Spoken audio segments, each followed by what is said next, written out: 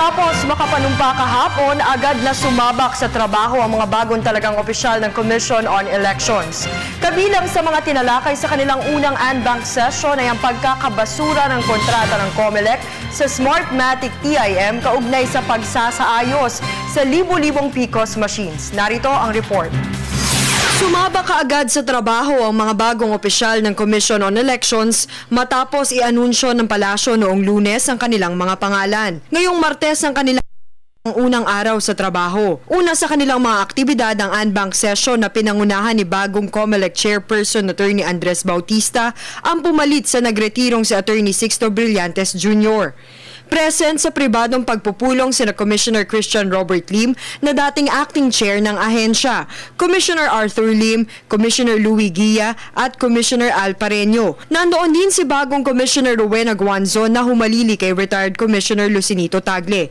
Hindi naman nakadalo si Commissioner Sheriff Abbas ang naluklok sa iniwang pwesto ni retired Commissioner Elias Yusof. Kabilang tinalakay ang automated election sa May 9, 2016 na kasalukuyang nahaharap sa pagsubok makaraang ibasura ng Korte Suprema ang 300 milyong pisong refurbishment contract ng COMELEC sa Smartmatic TIM para sa 81,000 PCOS machines.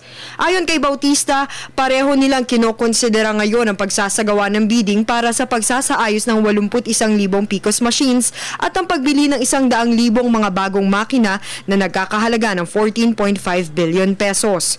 Ngunit kukonsultahin muna nila ang Kongreso at iba pang grupo ukol dito. We are looking forward this to proceed by the end of July.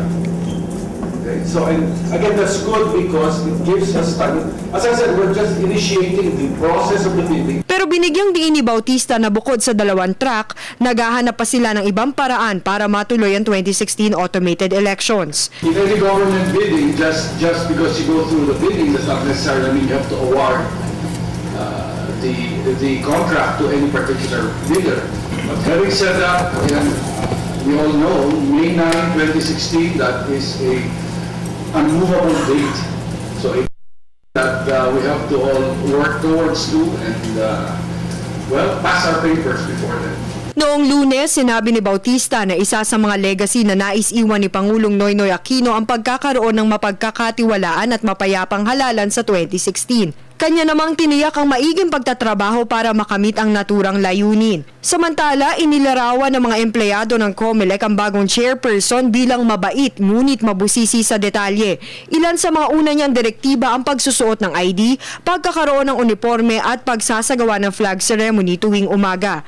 Nanumpa sina Panzon at Abbas noong May 4 matapos i-anunsyo ng palasyo ang kanilang pagkakatalaga bilang mga bagong opisyal ng COMELEC. Ito ay batay sa nilagdahang appointment papers ni Pangulong Noynoy Aquino noong April 28. Wala pa namang petsa kung kailan ang kanilang kumpirmasyon sa Commission on Appointments.